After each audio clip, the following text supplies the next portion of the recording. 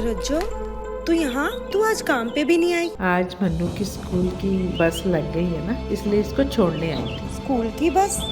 पर तेरा मनु तो सरकारी स्कूल में पढ़ता है ना? हाँ जी दीदी, अब सरकारी स्कूलों में 200 बसें चल पड़ी हैं, जिसका फायदा मेरे मन्नू जैसे 10,000 बच्चों को होगा। सरकारी स्कूलों ਨੂੰ भी बहुत शानदार बसां ਅਸੀਂ ਦੇਵਾਂਗੇ। ਪਹਿਲੇ ਬੈਚ ਵਾਸਤੇ 20,000 ਬੱਚੇ ਦਾ ਅਸੀਂ ਪ੍ਰਬੰਧ ਕਰ ਰਹੇ ਹਾਂ। नमस्कार, मेरा नाम है संकेत उपाध्याय। मेरे साथ हैं डॉक्टर कार्तिकेय बत्रा और आप देख रहे हैं एक और एपिसोड जिसका नाम है द रेड माइक पाठशाला।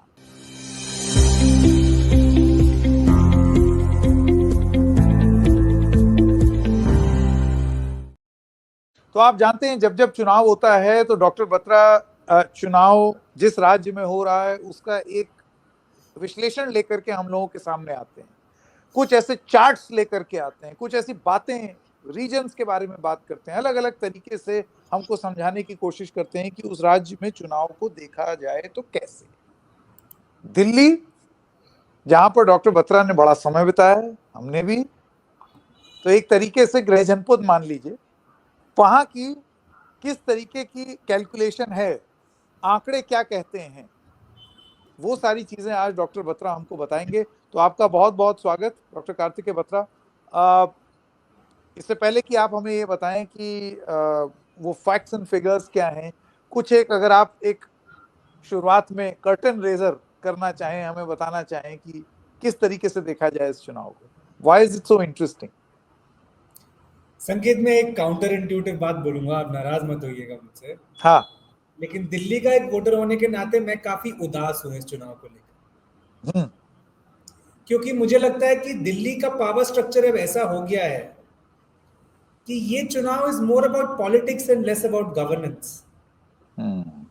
बात तो सही है। राज्य सरकार को आप चुनकर लाते हैं, उसकी ताकत ले ली जाती है केंद्र द्वारा, फिर वो राज्य सरकार भी एक कॉन्फ्रंटेशनल रवैया अपनाती है। जो राज्य सरकार है वो अपने दूसरे टर्म में वो वाली पार्टी बाकी चीजों में बिजी हो जाती है। जो केंद्र सरकार जिसने सत्ता के लीवर्स इस पार्टी से ले लिए, वो दिल्ली के मुद्दों पर ध्यान शायद इतना नहीं दे पाती है या नहीं देती है। और एज अ रिजल्ट दिल्ली में आज 10 साल से हम पोल्यूशन की मार झेल रहे हैं। यमुना नदी की सफाई नहीं हुई है। जो इंफ्रास्ट्रक्चर है दिल्ली का, उसमें कुछ नया एडिशन होता हुआ नहीं दिख रहा है। हम अगर एक वर्ल्ड क्लास शहर बनना चाहते हैं, वर्ल्ड क्लास कैपिटल सिटी बनना चाहते हैं, तो हमें भी बहुत काम करना है। लेकिन दिल्ली, मेरी दिल्ली और आपकी भी दिल्ली, मुझे लगता है अब राजनीति के एक ऐसे जाल में फंस गई है जहां मुझे इस चुनाव को एक गवर्नेंस के पर्सपेक्टिव से मैं बहुत हताश हूं। हाँ, पॉलिटिक्स एक T20 मैच की तरह हमारे दर्शक देखते हैं, तो वो मैच का सेटअप मैं आपको बता दूंगा और मैच खेला जाएगा फरवरी के पहले हफ्ते में, और उसके बाद और फिर चैंपियंस ट्रॉफी शुरू हो जाएगी और 2 मैच देखने शुरू हो जाएंगे। क्रिकेट एनालॉजी के बिना डॉक्टर बत्रा का कंप्लीट नहीं होता है हिसाब किताब, लेकिन ठीक भी है। दो चीज जिसमें इस देश को खास रुचि है वो है चुनाव और दूसरा क्रिकेट, तो दोनों की ही बात यहाँ पर क्यों ना हो। तो आइए सबसे पहले शुरू करते हैं एक तुलना, एक कंपैरिजन, और इन सब चीजों को समझा किस तरीके से जाए। आप जानते हैं दिल्ली में सरगर्मी तेज है, राजनीति भी तेज है। एक अरविंद केजरीवाल है, रोज नई स्कीम लॉन्च कर रहे हैं। एक ऐसी सरकार में जो दिल्ली की जनता जानती है उसके हाथ में ज्यादा पावर तो है नहीं। दूसरी तरफ कांग्रेस है और बीजेपी है। बीजेपी पैठ जमाने की कोशिश कर रही है बड़े सालों से, 98 के बाद सरकार ही नहीं आई। और कांग्रेस जो अपना रिवाइवल तलाश रही है 10 साल के आम आदमी पार्टी की सरकार के बाद दिल्ली विधानसभा में। तो सबसे पहले जरा यहाँ पर कुछ आंकड़े लाएं स्क्रीन पर और उसको रोक करके समझने की कोशिश करेंगे डॉक्टर बत्रा से कि ये क्या है। डॉक्टर बत्रा, अगर आप ये समझाएं, ये चार्ट हमें क्या बताता है? ये chart man of the match है इस शो का, मुझे लगता है, क्योंकि जब मैंने ये चार्ट देखा, ये बनाया, आंखें खुल गई। मतलब जो पता था वो जब कभी इमेज में आता है ना, तो उसका इम्पैक्ट अलग ही होता है। देखिए, सबसे आसान बात से शुरू करता हूं। बहुत लोग कहते हैं कि देखिए भाजपा का कोर वोटर दिल्ली में है, तो साहब ये कोर वोटर क्या है? अब आप भाजपा की जो गेरुई लाइन है वो फॉलो करिए। मैंने इस ग्राफ में 3, 6, 7 चुनाव का डेटा प्लॉट किया है। 2003 विधानसभा, 8 विधानसभा, 13 विधानसभा, 15 विधानसभा, 17 एमसीडी और 22 एमसीडी। और अगर मैं इसमें 12 एमसीडी भी जोड़ दूंगा ना, 20 विधानसभा भी है, 2020 विधानसभा। हाँ। अब देखिए संकेत, बीजेपी का जो ग्राफ है वो कितना स्टेबल है, एकदम यूं। सत्ता एक बार भी नहीं बनी विधानसभा में, फिर भी वोट वही है 35 से 40 के बीच, कभी एक बार 33-32 पे आ गया, और उतने ही वोट शेयर पे एमसीडी वो जीत जाते थे, जो चाहे वो 2012 हो या 2017 हो। 12 का इसमें ग्राफ नहीं है, लेकिन 12 का भी अगर आप डेटा इसमें प्लॉट करेंगे तो बीजेपी 36-37 के आसपास थी %। तो सबसे स्टेबल अगर कोई कर्व है जिसे कहते हैं बीजेपी का कोर वोटर दिल्ली में, वो ये ग्राफ आपको दिखा रहा है, ये जो गेरुए रंग में। लोकसभा में क्या होता है कि देखिए 2000 आज जो कांग्रेस एक एक विधानसभा सीट को तरस रही है, एक एक वार्ड को तरस रही है दिल्ली में, उसने 2009 में लोकसभा में दिल्ली में, अगर मैं गलत नहीं हूं तो क्लीन स्वीप की थी, क्लीन स्वीप की थी। और आज देखिए कि वो एक वार्ड, मतलब वार्ड भी जो होते हैं एमसीडी के, उनको जीतने मुश्किल हो। तो बीजेपी में क्या हुआ कि 9 से पहले जो उनका कोर वोट था वो तो था, बट वो सफिशिएंट नहीं था उनको लोकसभा में सक्सेस दिलवाने में। फिर मोदी जी के आने के बाद एक वोट चढ़ा तो लोकसभा में सक्सेस आ गया, लेकिन विधानसभा में वो अभी भी गायब। वो जो वोट शेयर है बीजेपी का, वो 35 to 40 की रेंज में is not sufficient to give them Vidhan Sabha में मेजॉरिटी। इसके ऊपर एक मोदी प्रीमियम जब चढ़ा 14 में, 19 में, 24 में, तो बीजेपी वो सीटें सारी ले गई। 3 बार से बीजेपी 7 की 7 लोकसभा सीट जीत रही है दिल्ली में।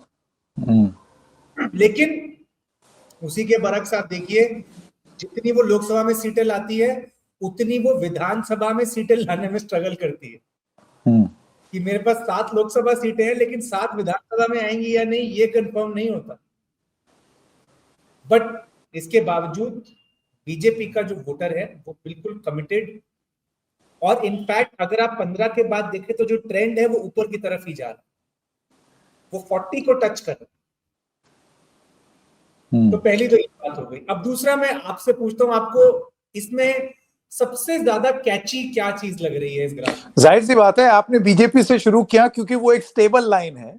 हाँ। और उसके विपरीत अगर आप कॉन्ट्रास्ट में देखें तो सारी लाइनें यूं यूं यूं, कांग्रेस का अगर आप देखें और अदर्स का देखें, वो जहां जहां आम आदमी पार्टी का ऐसे होता है वहां वहां कांग्रेस और अदर्स नीचे जा रही हैं।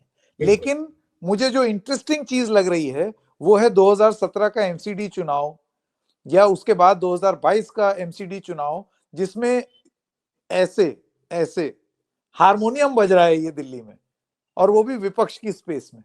संकेत, आपने 10th में या 11th में साइन फंक्शन पढ़ा होगा, साइन कोसाइन फंक्शन ट्रिग्नोमेट्री में। ये कुछ वैसा है कि देखिए, अभी हम इसमें लोकसभा इंक्लूड नहीं कर रहे हैं, ये सिर्फ लोकल इलेक्शंस की बात कर रहे हैं हम, स्टेट और एमसीडी। क्या है कि बहुत समय से जो बीजेपी का कोर वोटर था दिल्ली में, उसकी पहचान थी अपर क्लास, अपर कास्ट। और कांग्रेस ने जो शीला दीक्षित जी के अंडर अपना वोट बैंक बनाया, वोट बेस, वो वंचित, जितने भी मार्जिनलाइज्ड सेक्शंस थे, जो इलीगल कॉलोनीज या जैसे रेगुलराइज किया गया बाद में, मोस्टली वो जो मार्जिनलाइज्ड सेक्शंस थे, जो हाशिए पे थे, वो वाला वोट बेस उनका था। और प्लस में कैंडिडेट का अपना वोट बेस होता है, उसमें आप फिर अपर कास्ट, अपर इनकम भी ले आते हैं। जब आम आदमी पार्टी आई तो आम आदमी पार्टी ने कांग्रेस का वोट तोड़ना शुरू किया। बीजेपी को वोट को वो इतना नहीं तोड़ पाए, लेकिन उन्होंने कांग्रेस के वोट को तोड़ना शुरू किया। और आप देखिए 2013 विधानसभा, जब पहला विधानसभा होता है, बीजेपी और जो अन्य का भी है वोट, वो भी तोड़ा आम आदमी पार्टी ने। आप देखिए जो पहला चुनाव होता है आम आदमी पार्टी की एंट्री के बाद, आप देखिए कांग्रेस कहां 40% की पार्टी होती है और वो 25 की तरफ चली जाती है। और आम आदमी पार्टी अपने पहले ही चुनाव में 30% का वोट शेयर ले तकरीबन, at the expense of Congress and others. तो आम आदमी पार्टी उसी वोट सेक्शन को अपील करती है जिसको कभी कांग्रेस, जिसकी अपील कांग्रेस में थी एक समय, या ये जो अन्य पार्टियां हैं उनमें थी। उसके बाद क्या होता है, जैसा कि आपने कहा कि बहुत इंटरेस्टिंग है कि आप देखिए अब 2015 में क्या होता है, कांग्रेस फर्दर डाउन जाती है, अदर्स फर्दर डाउन जाते हैं, बीजेपी वहीं की वहीं खड़ी है, लेकिन आम आदमी पार्टी को एक स्थान मिलता है और जबरदस्त स्पाइक। ये वो वाला इलेक्शन है जहां आम आदमी पार्टी 65 से ऊपर सीटें लाती है 70 में से 67, करेक्ट। तो अब लगता है कि 14 में हालांकि बीजेपी 7 जीत गई थी, साथ के साथ लोकसभा, लेकिन एक साल के अंदर अंदर आम आदमी पार्टी टर्न अराउंड करती है। तो ऐसे में आपको लगता होगा कि अब 2 साल बाद जो एमसीडी चुनाव होना है वहां तो कोई टक्कर ही नहीं होनी चाहिए, लेकिन वो टक्कर होती है और आम आदमी पार्टी वो चुनाव हार जाती है। कारण बताइए। ऐसा नहीं है कि बीजेपी का वोट 15 और 17 के बीच बहुत ज्यादा ऊपर चला गया, असल में 17 के एमसीडी चुनाव में आम आदमी पार्टी को डेंट करती है कांग्रेस और ये अन्य। अब इस अन्य में बीएसपी भी है, एमआईएम भी है, कभी कभी ये इंडिपेंडेंट्स होते हैं, जेडीयू तक लड़ जाती है कभी कभी। तो जैसे ही इनका ग्राफ बढ़ता है, इस बार भी लड़ रही है, हाँ, तो आम आदमी पार्टी फिर डाउन हो जाती है। ये समय वो भी था जब अंतर्कलह चल रही थी आम आदमी पार्टी में, 17 जो ये समय है 15 के बाद का। उसके बाद आप देखिए 20 में क्या होता है, कांग्रेस फिर डाउन चली जाती है। जो कांग्रेस 17 के एमसीडी में अप हो गई थी, अब वो फिर डाउन चली गई, और कंपेयर टू 15 का विधानसभा कांग्रेस अब आधे पे आ जाती है लगभग। जो 10% की थी वो 5 पे आ जाती है, और उसका फायदा अब थोड़ा सा बीजेपी को भी मिलने लगता है। अन्य अब देखिए बीजेपी की जो ट्रेंड लाइन है 17 से 20 में ऊपर जा रही है, लेकिन आम आदमी पार्टी की तो एकदम छत फाड़ के ऊपर जा रही है। तो इस वजह से आम आदमी पार्टी फिर 60 से ऊपर सीटें ले आती है। फिर आखिर में देखिए 22 के एमसीडी चुनाव में हालांकि आम आदमी पार्टी जीतती है संकेत, लेकिन ये उस समय सब कह रहे थे कि the margin is not what we had expected, कि आम आदमी पार्टी के लिए एमसीडी में it was a closer victory than expected, बड़ी विक्ट्री हो सकती थी। और उसका कारण फिर वही था, कांग्रेस का रिबाउंड होना।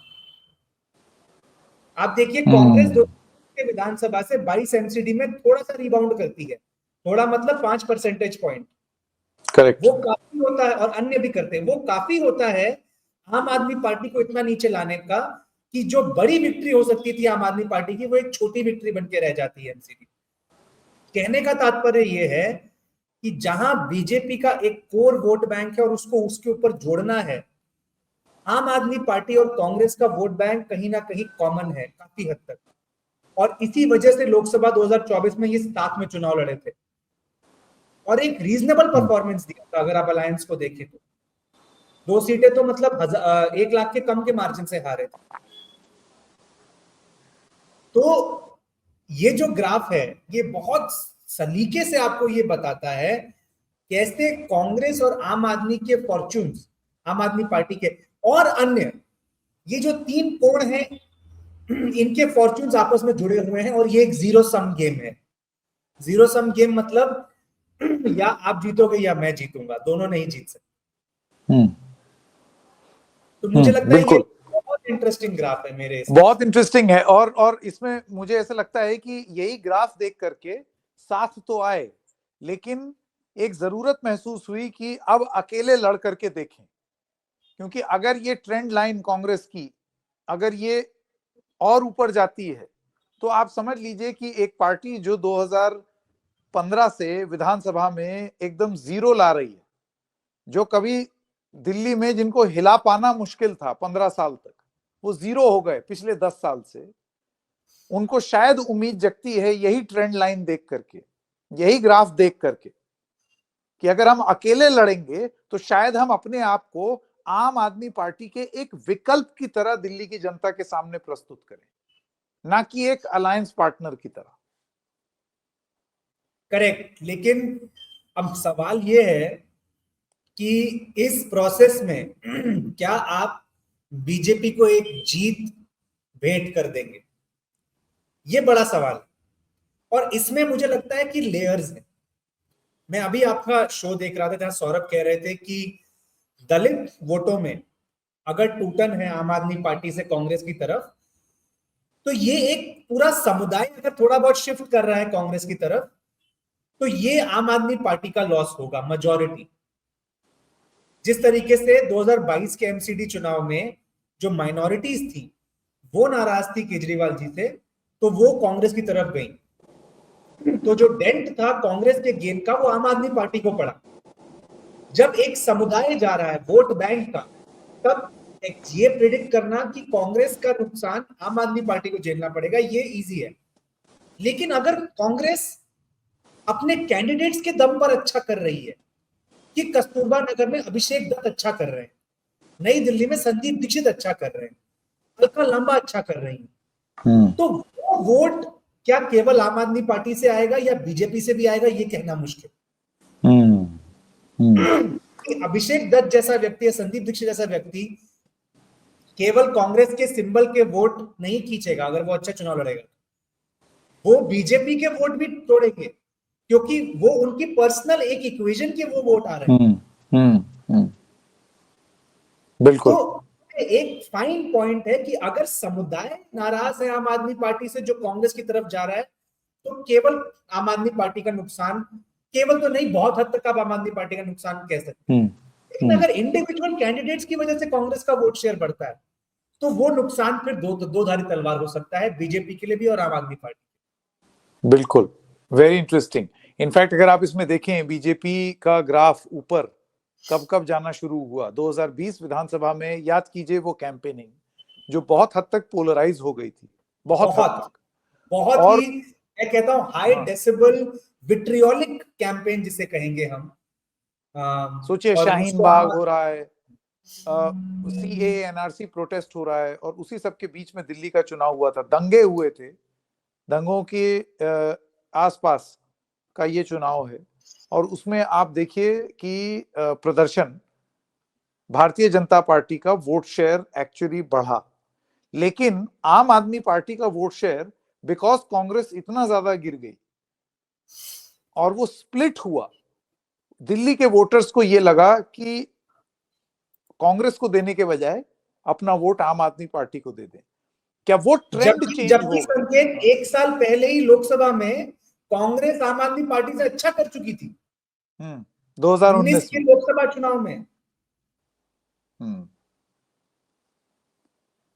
एब्सोल्युटली नहीं, मुझे याद है हमने इस पर एक एपिसोड भी किया हुआ है, जब लोकसभा के चुनाव हो रहे थे तब हम लोगों ने एक एपिसोड भी किया था।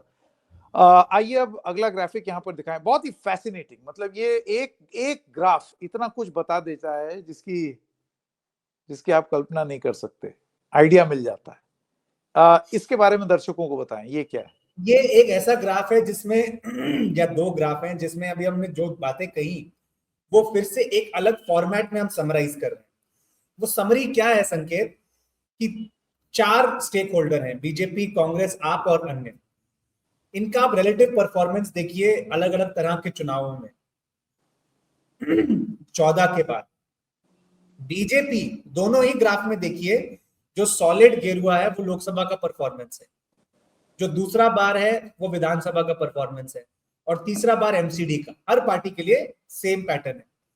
तो बीजेपी का देखिए 14 में लोकसभा में 45% क्रॉस करती है, विधानसभा में 35 से नीचे आ जाती है, और एमसीडी में फिर चढ़ जाती है। लेकिन विधानसभा और एमसीडी का गैप बहुत कम है, लेकिन लोकसभा से जो गिरावट है वो बहुत भारी है। और ये बात 14 में भी सत्य है और 19 में भी सत्य है, दोनों ग्राफ, कि बीजेपी स्टार्ट बहुत अच्छा करती है लोकसभा में, चाहे 14 हो या 19, लेकिन 11 महीने के अंदर या 8-9 महीने के अंदर जो विधानसभा है उसमें गिरावट आती है। और फिर अगले 2 साल में जो एमसीडी है चुनाव, वो लगभग उतने में ही रहती जितना विधानसभा में। तो वो जो गैप है लोकसभा और विधानसभा का, वो नेशनल इलेक्शन प्रीमियम है बीजेपी का 10 साल से। अब आप आम आदमी पार्टी पर आइए, यहां उल्टा है। ये स्टार्ट पुअर करते हैं लोकसभा में, 8-9 महीने बाद जो विधानसभा चुनाव आता है उसमें ये एकदम चढ़ जाते हैं, 2 बार 50% से ऊपर वोट ले आते हैं और फिर एमसीडी में गिर जाते हैं। 17 में ज्यादा गिरे थे, 22 में थोड़ा सा कम गिरे थे। और उसका कारण भी कौन है? वो जो दूसरा कैटेगरी है, कांग्रेस, जो लोकसभा में शुरू करती है, विधानसभा में डिप लाती है और एमसीडी में फिर चढ़ जाती है।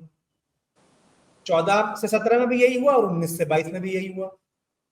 फर्क इतना है कि 14 के बनिस्बत कांग्रेस का 19 में लोकसभा परफॉर्मेंस अच्छा था, विधानसभा बहुत ही बेकार था, और एमसीडी थोड़ा सा बढ़ा विधानसभा से, लेकिन 17 के एमसीडी के कंपैरिजन में 22 का एमसीडी कांग्रेस के लिए बहुत ही बेकार था। ये जो ग्राफ है ये भी बहुत कुछ बता रहा है। और अन्य की कहानी भी कुछ ऐसी है कि सबसे ज्यादा ये एमसीडी में चढ़ के बोलते हैं और लोकसभा में और विधानसभा में इनकी रेलेवेंस कम हो जाती है। पर ये जो पैटर्न, ये आपको फिर बताता है कि बीजेपी का एक सॉलिड वोट बेस है विधानसभा एमसीडी में, जो लोकसभा में चढ़ जाता है because of the national election premium. Congress और आम आदमी पार्टी का ये है कि ये लोकसभा में इतना अच्छा नहीं कर रहे 10 साल से, लेकिन विधानसभा में आम आदमी पार्टी एकदम चढ़ जाती है, कांग्रेस डिप मार जाती है। एमसीडी में जब आम आदमी पार्टी को लग रहा होता है कि बहुत अच्छा करेंगे, कांग्रेस फिर जग जाती है थोड़ा बहुत और आम आदमी पार्टी डाउन हो जाती है। 2 बार से ऐसा हो रहा है। और वेरी अब हम इंटरेस्टिंग। तीसरे साइकिल में जा रहे हैं। हाँ, बिल्कुल हुआ, हालांकि 24 में अलायंस था तो इस वजह से मैंने वो डाला नहीं है इसमें। तो 24 का लोकसभा, 25 का विधानसभा और 27 का जो एमसीडी चुनाव होगा वो अगली कड़ी बनेगा इस ग्राफ की। और वो कितना अलग या कितना समान होगा वो तो अब आगे वक्त बताएगा। लेकिन इन 2 ग्राफ के माध्यम से डॉक्टर बत्रा ने आपको दिल्ली की राजनीतिक गणित पूरी तरीके से समझा दी है। तो इन कंक्लूजन यहां पर एक अगर समरी दी जाए, डॉक्टर बत्रा, अगर कांग्रेस पार्टी विधानसभा में अच्छा परफॉर्म करती है, अगर अपना वोट शेयर सुधारती है, तो ये डेंट और ये चोट सिर्फ अगर हम एक्सट्रेपोलेट करें कि क्योंकि उनके खराब होने का पूरा पूरा फायदा आम आदमी पार्टी ने उठाया, तो कांग्रेस पार्टी के बेहतर होने का खामियाजा आम आदमी पार्टी भुगत सकती है। क्या ये सेफ होगा कहना? विधानसभा भुगत सब लगता है ज्यादा वही उन्हीं को डेंट करेगा। लेकिन जैसा कि आपको मैंने कहा, 2 तरह से आपको देखना चाहिए कि कांग्रेस कैसे परफॉर्म करेगी। अच्छा, अगर वो सिंबल के बेसिस पे अच्छा करेगी, राहुल गांधी, दलित, कॉन्स्टिट्यूशन, इन मुद्दों पर, तब आम आदमी पार्टी ज्यादा डेंट करेगी, इसमें कोई डाउट नहीं है। लेकिन अगर वो कैंडिडेट के दम पर अच्छा करेगी तो फिर वो बीजेपी को भी डेंट कर सकती है कि जो आम आदमी पार्टी से हताश वोटर है वो बीजेपी में जाने की बजाय कांग्रेस में चला दे। ये भी तो पॉसिबिलिटी है। और या कुछ ऐसे वोटर जो बीजेपी के साथ रहे पिछली बार, लेकिन उनका एक पुराने जमाने में शीला दीक्षित जी के समय के जो लोग थे, या जो कुछ अभिषेक दत्त जैसे लीडर हैं जो एक्टिव रहते हैं जमीन पर, उनसे कुछ लगाव है अगर, तो वो इधर आ जाए कि चलिए एक बार दे के देखते हैं। तो मुझे लगता है कि ज्यादा चांस डेंट करने का आम आदमी पार्टी को है, लेकिन जहां कैंडिडेट स्पेसिफिक हो जाता है वहां कहना मुश्किल। आपका ये विश्लेषण है कि वहां वो बीजेपी को भी डैमेज कर सकते हैं? कर सकते हैं, हाँ, उनको डिनाई तो कर सकते हैं, उनको डिनाई कर सकते हैं एंटी इनकम्बेंट वोट, या उनका थोड़ा वोट खींच सकते हैं, दोनों ही पॉसिबल। बहुत इंटरेस्टिंग, बहुत इंटरेस्टिंग। तो यहाँ पर जो एक्स फैक्टर है दिल्ली के चुनाव में वो है कांग्रेस पार्टी। और अन्य को डिस्काउंट करते हैं संकेत हम, लेकिन मैं जो पहला ग्राफ था हमारा, उसमें जो अन्य का ग्राफ है वो भी बहुत अच्छे से वेरी कर रहा है कांग्रेस के साथ ही। आप देखिए, वो लग रहा है कि वो कांग्रेस के साथ ही जुड़ा हुआ है वो ग्राफ। बिल्कुल एक समय था जब सेम ट्रेजेक्टरी फॉलो बड़ी, 2008 का जब चुनाव आप देखिए, बीएसपी एक बड़ी फोर्स बन के उभरी थी। करेक्ट, 16.5% दलित हैं दिल्ली में। हाँ। लेकिन उसके बाद अन्य और कांग्रेस साथ ही नीचे जा रहे हैं और साथ ही ऊपर आ रहे हैं। और जब वो ऊपर आए हैं तब तक आम आदमी पार्टी नीचे गिरी है। इनफैक्ट 2017 के एमसीडी में जरा आप देखिए कि वो कितना करीब हो गया था। कितने पास आ गए थे एक दूसरे के, तो एकदम एकदम एक दूसरे से फॉर्च्यून्स जुड़े हुए हैं। तो एक ऊपर जाएगा तो दूसरा नीचे आना तय है। ये ग्राफ उसका जीता जागता उदाहरण है। यानी कि अगर कांग्रेस और अन्य, और आज की डेट में अन्य कौन है दिल्ली में, बसपा देखिए उतनी बड़ी प्लेयर है नहीं, तो वो दलित वोट किधर जाएगा, ये बहुत सिग्निफिकेंट होगा। अब तक उसका लाभ आम आदमी पार्टी को मिला, लेकिन क्या वो लाभ कांग्रेस पार्टी को मिल सकता है? नंबर 1। नंबर 2, पूर्वांचली वोटर, जिसको लेकर के आप जानते हैं कि एनडीए गठबंधन ने एलजेपी को, जेडीयू, ये सारे फैक्टर्स हैं जो दिल्ली में बहुत छोटे लेवल पर ही सही लेकिन बहुत इंपॉर्टेंट फैक्टर्स थे। तो ये सारे फैक्टर्स में आम आदमी पार्टी और कांग्रेस पार्टी कैसे परफॉर्म करेंगे, वो बहुत इंटरेस्टिंग होने वाला है। और अगर ये स्विंग कांग्रेस का अगर ऐसे करके ऊपर गया, तो इस अप डाउन से डॉक्टर बत्रा जो समझाना चाह रहे हैं, जो मुझे समझ में आ गया है, अगर कांग्रेस का यूं गया तो किसका यूं आएगा, ये कनेक्शन आप जॉइन द डॉट्स कर लीजिए, अपने आप में आपको पिक्चर बहुत क्लियर हो जाएगी। डॉक्टर बत्रा, बहुत बहुत धन्यवाद। बहुत रोचक एपिसोड रहा। दिल्ली पर आपका विश्लेषण का ये आखिरी एपिसोड नहीं है, हम और भी एपिसोड लेकर के आएंगे और जानकारी लेकर के आएंगे। फिलहाल इजाजत दीजिए दर्शकों, फिर मिलेंगे, तब तक के लिए नमस्कार।